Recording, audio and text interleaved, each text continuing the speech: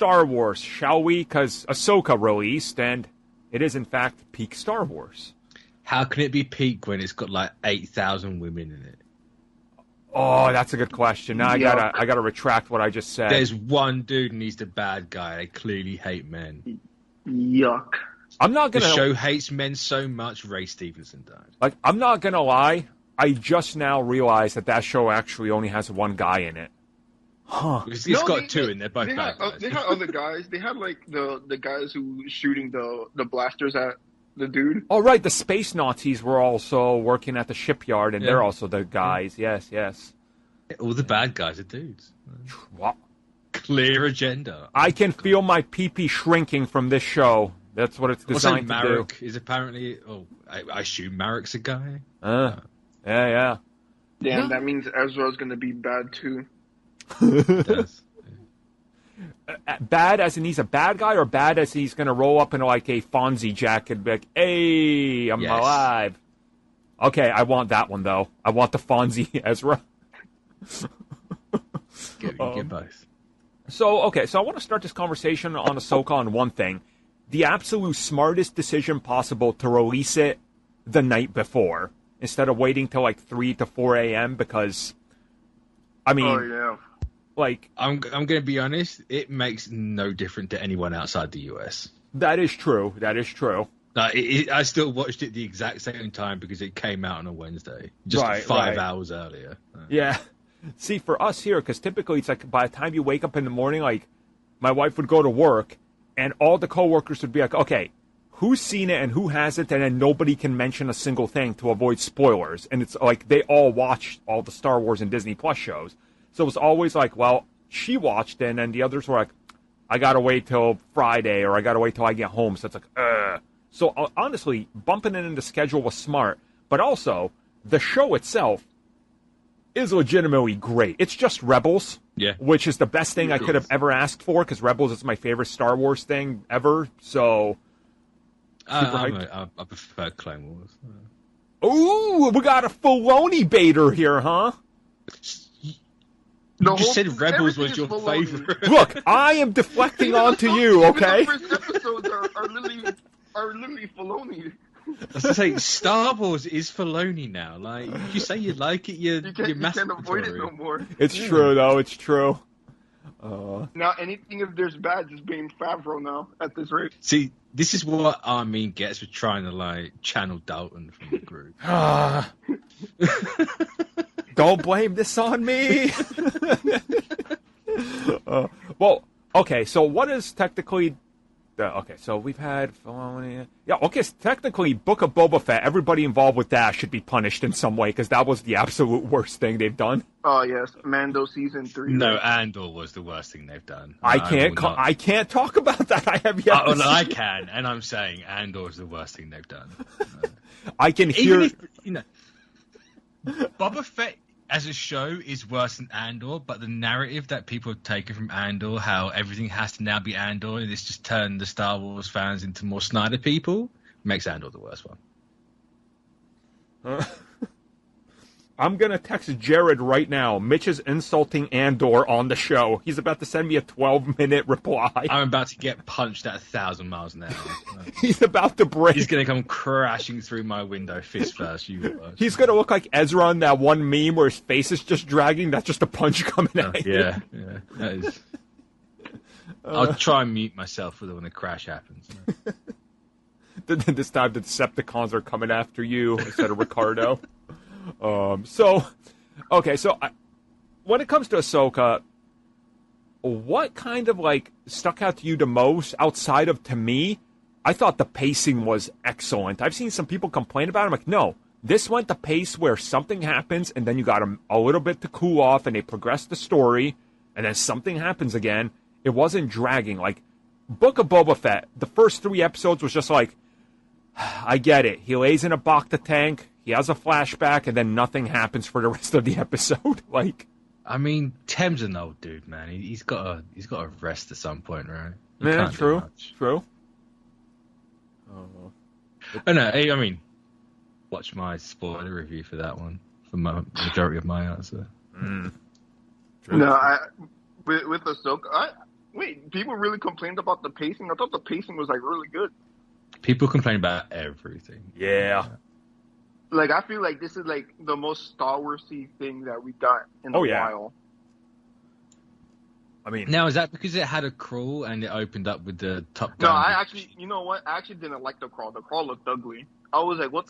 I agree with you on that. It was weird that it wasn't at an angle. Yeah. It was just a generic little PowerPoint going up, and it felt weird. Like, I get it. Like, they want to save that for the films, but like, yeah, it was ugly. Also, being red threw me off. Yeah. Because it's evil. No, I was talking about Ahsoka.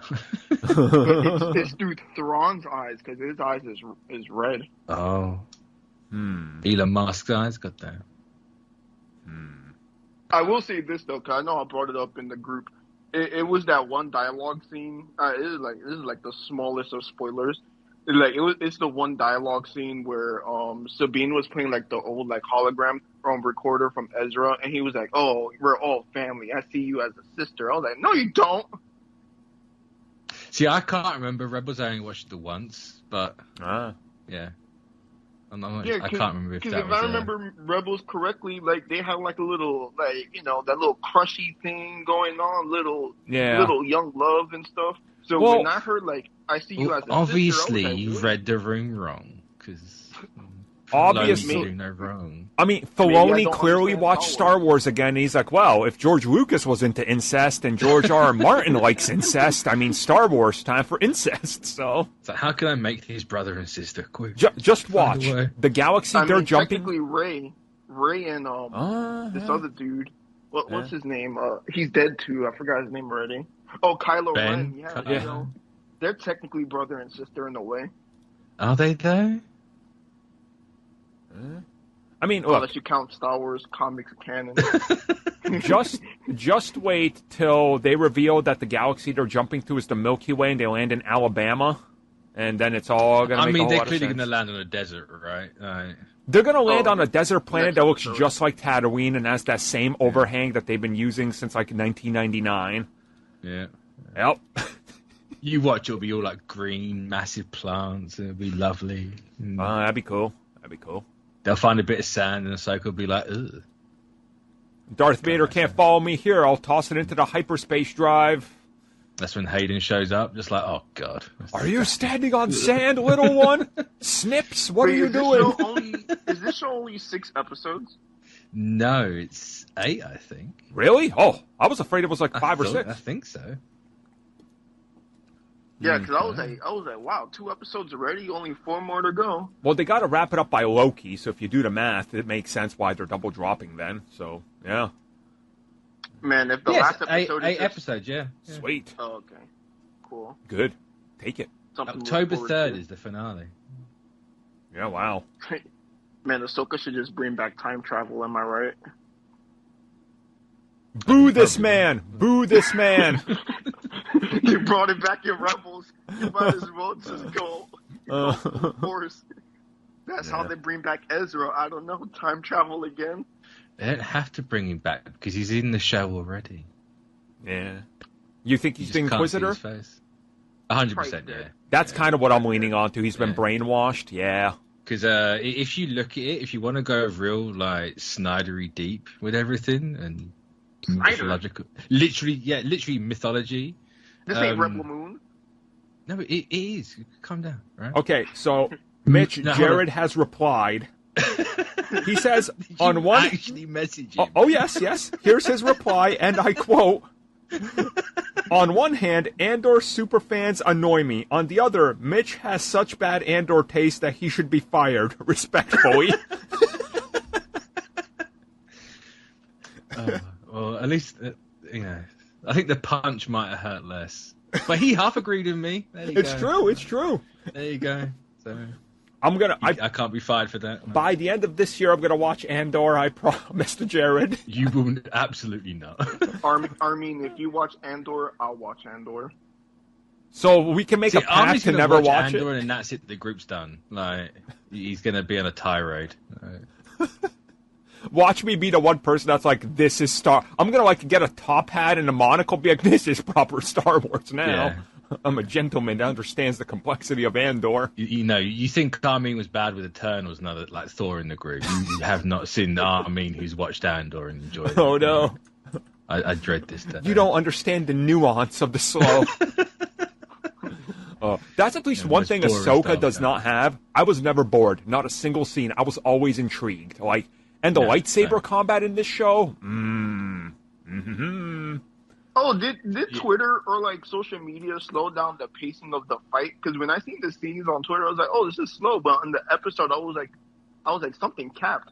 Like, I mean, it's not supposed to be a quick fight, right? Because Sabine's having to think at every moment and really see it on her face. She's like, I don't know what I'm doing anymore. Right. And then she gets Qui-Gon, and of course, no one dies from the Qui-Gon stabbing anymore. So maybe Qui-Gon was just mid. Maybe he was just really mid. I used to until Jared Ricardo said that. Now see what happens. No, I love Qui-Gon then, right? But now, as throughout the years of seeing like people getting stabbed and they just tanking it, Qui-Gon is kind of mid. He absolutely is mid, but don't tell Jared. He is. Well, absolutely tell Jared that. He will come flying. You're closer. You're more. The proximity's smaller. You're in reach. Oh my god. Anyway, back to Marek though. If you look at like Arthurian legend, Marek was a knight turned into a werewolf by a witch called Morgan. Now, what's the knight's sister's name? Morgan. Now, it could just be Filoni smacking it to wolves, and he wants the three bad guys to be wolves, because you've got Skull and Hattie. Or it could be Filoni pulling a Zack Snyder, where he's exactly, like, I'm so genius with this. I'm going to take Tron Legacy, and I'm going to take Marek from King Arthur, and put the two together.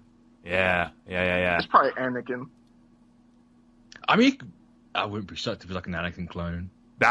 Honestly, they've been doing the whole cloning thing so much in Star Wars, and you can tell now, like, everybody stopped saying Filoni's gonna reboot Star Wars, because this is clearly tying into the sequel trilogy and Mando even more, so everybody's like, let's not talk about our dumb theories now. But that's my reason why I think it's Ezra. The whole Marek thing. When we have more time, probably about midway through the show, when they get past like the 4th or 5th episode, we'll come back and we'll talk a little bit more on where it's going for the final ones. We just wanted to add it to the podcast because obviously a lot of people want to know our take on Star Wars and we don't talk about it in general. So there we go. We got an extended topic here for